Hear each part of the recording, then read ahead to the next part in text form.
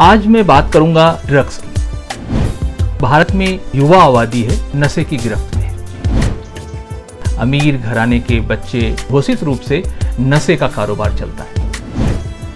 नमस्कार, आप देख रहे हैं कार्यक्रम देश का स्वास्थ्य, मेरे साथ मैं हूं डॉक्टर A.K. अरुण। आज मैं बात करूंगा नशा की, नशा यानी ड्रग्स की। पूरी दुनिया में देखा यह जा रहा है कि नशे का प्रचलन बहुत तेजी से बढ़ा है और भारत में जो हमारी युवा आबादी है वो नशे की गिरफ्त में है। हाल ही फिलहाल में आपने देखा होगा शाहरुख खान के सुपुत्र से संबंधित जो पूरा वाकया था वो नशे से जुड़ा हुआ था। वाकया क्या था? महानगर में समुद्र के किनारे के शहरों में क्रूज चलते हैं, मुंबई से गोवा तक जो क्रूज चलते हैं उसमें अमीर घराने के बच्चे, उनके परिवार के लोग उसमें शामिल होते हैं और घोषित रूप से, आप उसको अघोषित कहिए लेकिन घोषित रूप से नशे का कारोबार चलता है।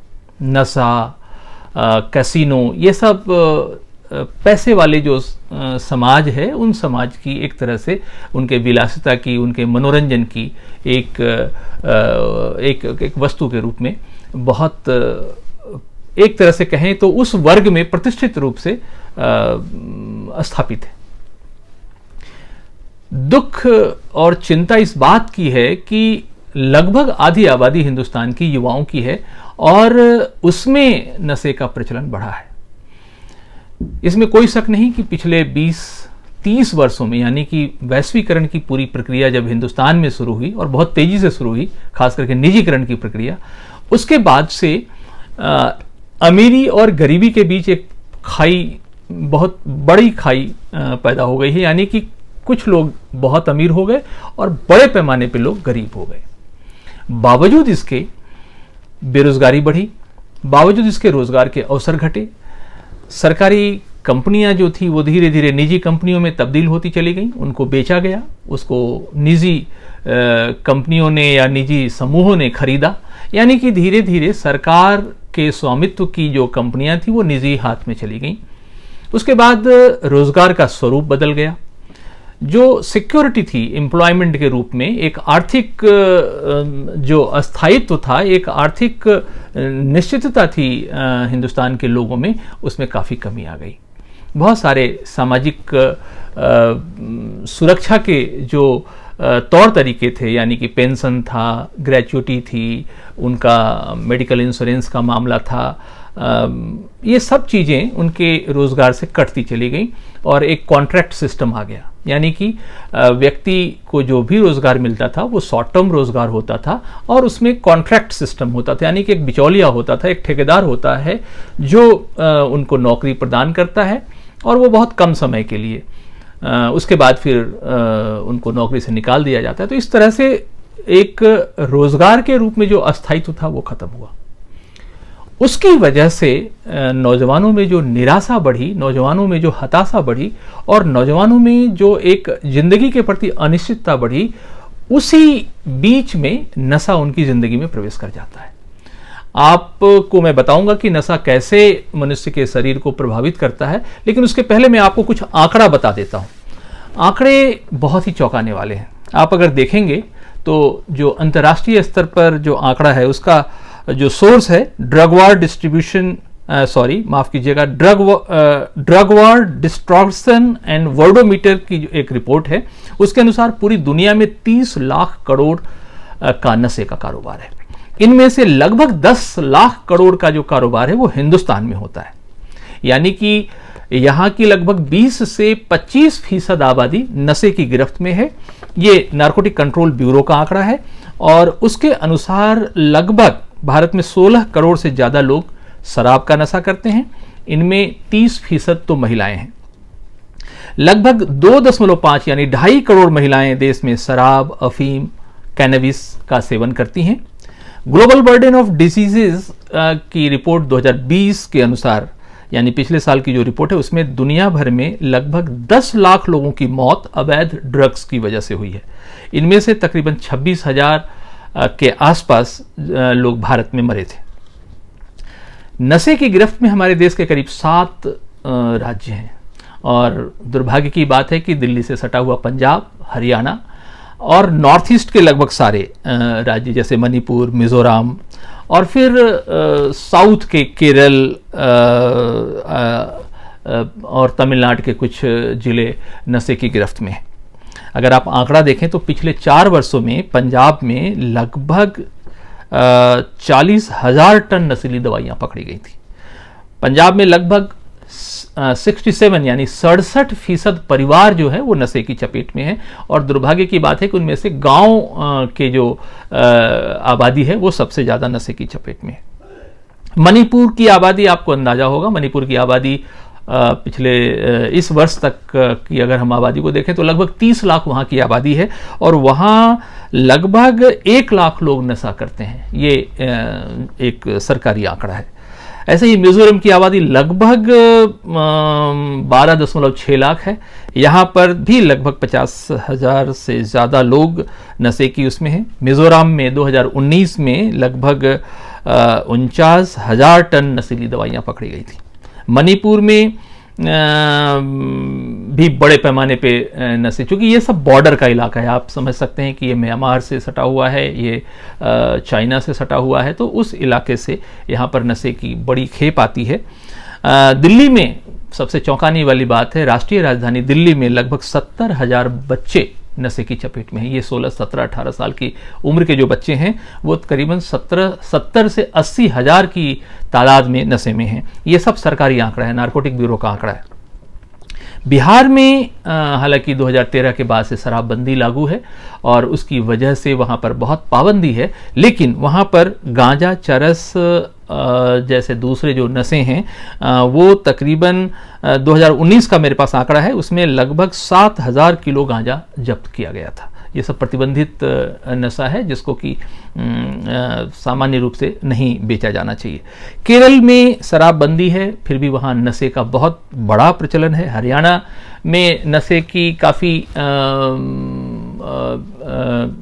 मतलब नशे के कई मामले हैं हरियाणा में, लेकिन वो आप कह सकते हैं कि पंजाब और दिल्ली की वजह से नशा का सबसे जो सॉफ्ट जोन है, जो सबसे सुरक्षित जोन है, वो हरियाणा हो सकता है। लोग यहाँ वाले भी जाकर हरियाणा में आराम से नशा करते हैं, पंजाब वाले भी हरियाणा में आकर नशा करते हैं। तो ये लगभग हमारे राज्यों की स्थिति है।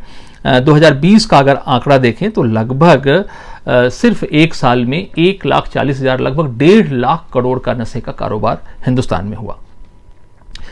2020 में तकरीबन 75,000 लोगों की गिरफ्तारियां हुई जो नशे के कारोबार में थे। इनमें से ज़्यादातर लोग छोटे पैमाने पे नशा कर रहे थे, उनको पकड़ा गया। 36 राज्यों और केंद्र शासित प्रदेशों को मिलाकर लगभग ये सारी गिरफ्तारियां हुई और मैंने आपको बताया कि कुछ राज्य ऐसे हैं अपने देश के जहां पर नशे का प्रचलन बहुत ज़्यादा है, तो निश्चित रूप से वहां से गिरफ्तारियां ज़्यादा हुई। लगभग 15,500 के आसपास लोग पकड़े गए जो ड्रग स्मगल कर रहे थे। ये सब छिटपुट स्मगलिंग के आंकड़े मैं आपको दे रहा हूं। अभी आपको मालूम होगा कि गुजरात के मुद्रा पोर्ट से अडानी साहब का वो पोर्ट है, अभी तक वो किसकी खेप थी, वो जो अवैध नशा करीब 3,000 टन जो नशा वहाँ पकड़ा गया है वो किसकी थी, अभी तक इसका पता हमारे नारकोटिक ब्यूरो नहीं लगा पाई है। जबकि नारकोटिक ब्यूरो महज 50 ग्राम 20 ग्राम 10 ग्राम नशे के पीछे सक्रिय है, लेकिन उसको इतनी बड़ी मात्रा में, और वो तीसरी खेप है। अब तक इसके पहले 2 खेप और, यानी कि तीसरी खेप है। आप अंदाजा लगा सकते हैं कि हिंदुस्तान में ये नशा कहाँ से आ रहा है, ये ड्रग्स कहाँ से आ रहे हैं। सरकार अभी तक इसके बारे में स्पष्ट जानकारी देश को नहीं दे पाई है। तो ये सारे, अच्छा नशे में क्या क्या है आप उसको देखेंगे तो पॉपी हेड यानी कि एक तरह का ये कैनबिस है, हेरोइन, गांजा, चरस, कोकीन, मॉर्फिन, बहुत तरह की वैरायटीज़ हैं ड्रग्स के रूप में, पाउडर के रूप में, लिक्विड के रूप में, इंजेक्शंस के रूप में या कैप्सूल्स के रूप में ये सब नशा हमारे देश में आते हैं। एक और बहुत महत्वपूर्ण जानकारी, और उसके बाद फिर मैं नशे का हमारे शरीर पर क्या असर है उसकी बात करूंगा। नशे का जो कारोबार है भारत से सटे हुए लगभग सभी देशों में है। अफगानिस्तान की क्या राजनीतिक स्थिति आप अंदाजा लगा सकते हैं। अफगानिस्तान से बहुत बड़े पैमाने पे नशे की खेप भारत आती है। पाकिस्तान से नशा आता है, नेपाल के रास्ते भारत में नशा आता है, म्यांमार के रास्ते आता है, मणिपुर में जो पूरा नशा है, नॉर्थ ईस्ट के लगभग सभी राज्यों में जो नशे की का जो कारोबार है वो उनके आसपास से आता है। इसके अलावा Bahamas, Bolivia, Colombia, Costa Rica, Dominion state, Ecuador, Guatemala, Haiti, Jamaica, Mexico, Nicaragua, Panama, Peru, Venezuela, Nigeria, Africa, ये सब देश हैं जो नशे के सबसे बड़े कारोबारी हैं और लगभग ये सारे देश हमारे देश के आसपास के देश हैं। जो सबसे बड़ी चिंता की बात है वो ये कि नशा एक ऐसी चीज है जो इंसान को अंदर से तोड़ देती है। मैं आपको बताऊं कि हमारे शरीर में एक सिस्टम है जिसको कि आप कह सकते हैं हमारे मस्तिष्क में न्यूरोट्रांसमीटर होते हैं जो आदमी के व्यक्ति के मूड को नियंत्रित करते हैं। जब भी कोई व्यक्ति नशा करता है तो खास करके जब उसका वो एडिक्ट हो जाता है यानी नशे का आदी हो जाता है तो ऐसी स्थिति में वो बार बार नशा करता है और अगर वो नशा को छोड़ना चाहता है यानी कि एडिक्शंस उसमें आ जाते हैं तो अगर वो छोड़ना चाहता है तो उसमें चिड़चिड़ापन, उदासी, नींद नहीं आना, बेचैनी, गुस्सा, झल्लाहट, ये सब सिम्टम्स आने लगते हैं और फिर उसको ओवरकम करने के लिए वो फिर से नशा करता है। इस तरह से नशे का वो आदी बन जाता है। आप देखेंगे हमारे शरीर में एक जो तंत्रिका तंत्र है, हमारा जो सेंट्रल नर्वस सिस्टम है, उसके अलावे एंडोक्राइन सिस्टम है यानी कि अंतःस्रावी ग्रंथियां होती हैं जो हार्मोन सिक्रीट करती हैं। यह शरीर के विभिन्न गतिविधियों को नियंत्रित करती हैं। इसी को मैंने आपको बताया कि न्यूरोट्रांसमीटर्स हम इसी को कहते हैं। ये हमारे शरीर में एक खास किस्म के रसायन सिक्रीट करते हैं, रसायन छोड़ते हैं, जैसे एमिनो एसिड डेरिवेटिव्स, नॉरपेराफिन इत्यादि ऐसे कई केमिकल्स हैं जो इनके माध्यम से हमारे शरीर में आता है और इनका काम है हमारे शरीर के तंत्रिका हमारे शरीर के स्पेशल जो सेंसेज हैं उनको नियंत्रित रखना। चिड़चिड़ापन है, मनुष्य की यादाश्त है, उसके देखने की, सुनने की, तमाम जो हमारी स्पेशल सेंस हैं महसूस करने की, इन सब चीज़ों को नियंत्रित करना। ये एक तरह से हमारे शरीर के रासायनिक दूत की तरह होते हैं यानी कि ये एम्बेसडर हैं। ये हमारे बॉडी के केमिकल्स के रूप में हमारे शरीर को व्यवस्थित रखने के लिए, हमारे शरीर को एक सामान्य अवस्था में बनाए रखने के लिए हमारे शरीर में आते हैं और यही हमारे शरीर में उत्तेजना भी पैदा करते हैं। जब हम किसी नशे के आदी हो जाते हैं तो नशा उन हमारे शरीर की जो सामान्य सेंसरी क्रियाएं हैं उनको वो कंट्रोल करने लगता है। डोपामाइन एक न्यूरोट्रांसमीटर है। डोपामाइन की बहुत चर्चा होती है। यह मस्तिष्क और शरीर के कई महत्वपूर्ण भूमिका निभाता है। नशे की लत वाली ड्रग शरीर में डोपामाइन की मात्रा को बढ़ा देते हैं। मसलन इससे व्यक्ति में अत्यधिक उत्तेजना और सक्रियता बढ़ जाती है। उसी को आप ड्रग इफेक्ट कह सकते हैं। और इसके जो आदी हो जाते हैं, जो लोग इसके एडिक्ट हो जाते हैं, वो कहते हैं कि हम नशा गम भुलाने के लिए करते हैं। हाँ, वो और ख़ास करके अमीर घरों में आप ज़्यादा देखेंगे कि अमीर घरों में इस तरह की बातें आपको ज़्यादा मिलेंगी क्योंकि उनके पास साधन बहुत हैं, पैसे बहुत हैं, उनके पास मनोरंजन के जो जरिए हैं उसमें सोशलाइजेशन एक दूसरे किस्म का सोशलाइजेशन है और उस सोशलाइजेशन में नशा एक बहुत स्टेटस सिंबल के रूप में शामिल हो गया है। सबसे चिंता की बात यह है कि उनके परिवार के लोग भी नशा करते हैं, मतलब बड़े लोग भी नशा करते हैं तो जाहिर है उस घर के बच्चे भी नशा करेंगे। बच्चों में मेल बच्चे भी हैं, फीमेल चाइल्ड भी हैं, ये सब मिलकर नशा करते हैं। लगभग सब कुछ फ्री होता है, मतलब पेरेंट्स को पता है कि उनके बच्चे क्या कर रहे हैं, बच्चों को पता है कि उनके पेरेंट्स क्या कर रहे हैं।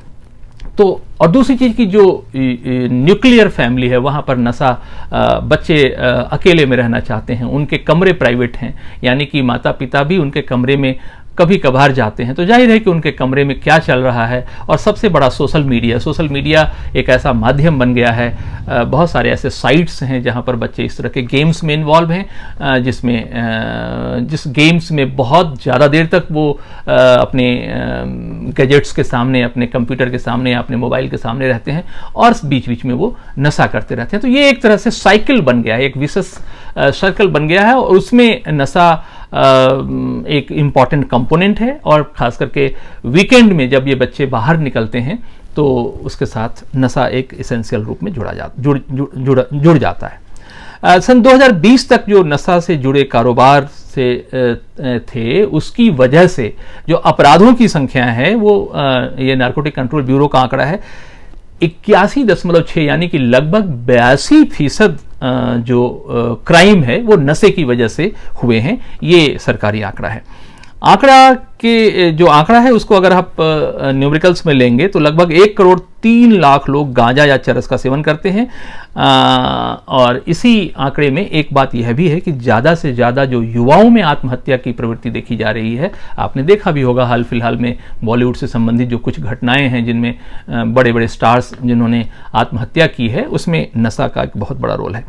भारत में रोजाना शराब या नशा से लगभग 10 लोगों की मौत हो रही है। ये सब आंकड़ा एनसीबी का आंकड़ा है, यानी कि राष्ट्रीय अपराध ब्यूरो का आंकड़ा है। मैं आपसे बस एक थोड़ी सी बात और शेयर करके अपनी बात खत्म करूंगा। जो नशा है, नशे के साथ हमारे देश का शासक वर्ग भी जुड़ा हुआ है, यानी कि जो पॉलिटिकल क्लास है, जो पॉलिटिकल ग्रुप है, वो भी नशे के सहारे अपने वोटर्स को अट्रैक्ट करता है। चुनाव में आप देखेंगे कि इलेक्शन कमीशन काफ़ी बड़ी मात्रा में शराब की बोतलें और नशे के सामान पकड़ता है, लेकिन उस पर कोई बहुत कार्रवाई नहीं होती। बस वो पकड़ लिया गया और थोड़ी देर के लिए मीडिया में बातें आती है। और मीडिया भी तो आजकल बायस्ड हो चुका है, खास करके मीडिया का जो जनपक्षीय उसकी जो भूमिका थी वो खत्म हो चुकी है। मीडिया सिर्फ सरकार को सेव कर रही है या सत्ता के दूसरे जो पक्ष हैं उसी को दिखाती है, लेकिन ये जो जनता और आम लोगों से जुड़े जो मसले हैं उस पर मीडिया भी कोई बहुत साफ भूमिका नहीं निभा पा रही। तो कुल मिलाकर आपने नशे का जो ये पूरा कारोबार है उसमें आपने देखा कि जो बड़े कारोबारी हैं, जो नशे के व्यापारी हैं, उन पर सरकार भी हाथ नहीं डाल पा रही। और उसके जो सबसे सॉफ्ट विक्टिम्स हैं वो आम लोग हैं, गरीब लोग हैं, नौजवान सबसे बड़ी मात्रा में, और उसमें लड़कियां भी, लड़के भी, ये सब उसके सॉफ्ट टारगेट हैं और वो उसके शिकार हो रहे हैं। और सरकार को ये बात इसलिए भी सूट करती है कि सरकार को लगता है कि बच्चे नशे में हैं तो वो हमसे अपने मौलिक अधिकारों की मांग नहीं करेंगे, वो रोजगार नहीं मांगेंगे और शिक्षा के बारे में बात नहीं करेंगे, अपनी सेहत के बारे में बात नहीं करेंगे। धीरे धीरे जो उनके माता पिता हैं वो अपने बच्चों के इन बुरी आदतों से परेशान होते हैं, तो जाहिर है कि वो अपने बच्चों पे कंसंट्रेट करेंगे और इससे सरकार, प्रशासन सब निश्चिंत होकर अपना काम करते हैं। और इधर एक हिंदुस्तान की एक बहुत बड़ी आबादी नशे की गिरफ्त में फंसती चली जाती है। तो आज के इस कार्यक्रम में मैं आपको इसलिए ये आगाह करना चाह रहा था कि आप अगर अपना ख्याल नहीं रखेंगे, अगर यहाँ की आम जनता अपनी चिंता नहीं करेगी, तो आप मान के चलिए कि आपके यहाँ की जो एजेंसियाँ हैं वो सिर्फ आप पर एक नियंत्रण, आपको पेनल्टी, आपको पकड़कर कानून के हिसाब से सज़ा देने में लगेगी। उसमें सुधार का जो पक्ष है वो बहुत ज़्यादा प्रोमिनेंट नहीं है। तो आप समझिए कि आपकी ज़िंदगी इस नशे में कैसे घुलती है, कैसे गलती है और कैसे बर्बाद हो जाती है। आज के इस कार्यक्रम में मैं आपको यही आगाह करना चाहता था। मैं निवेदन करूंगा कि हम ज़्यादा से ज़्यादा नशे के खिलाफ अभियान चलाएं, सार्वजनिक रूप से, सामाजिक रूप से और राष्ट्रीय स्तर पर हम लोगों को आगाह करें कि वो अगर इस देश के लिए अपनी जवानी को, अपनी ज़िंदगी को अगर कहीं लगाना चाहते हैं तो नशे में घुलने की बजाय, नशे में बर्बाद करने की बजाय वो अपने देश की सेवा में लगाएं। आज के कार्यक्रम में इतना ही। अगले हफ्ते जब मैं आपसे मिलूंगा तो जन स्वास्थ्य के दूसरे जरूरी विषयों पर मैं आपसे बात करूंगा। अपना ख्याल रखिएगा। तब तक के लिए नमस्कार। न गोदी मीडिया, न विरोधी मीडिया, न इसकी मीडिया, न उसकी मीडिया। हम हैं जनता की मीडिया, जनज्वार। जनज्वार की हर खबर को जन जन तक पहुंचाने के लिए फेसबुक पेज को फॉलो करें, शेयर करें।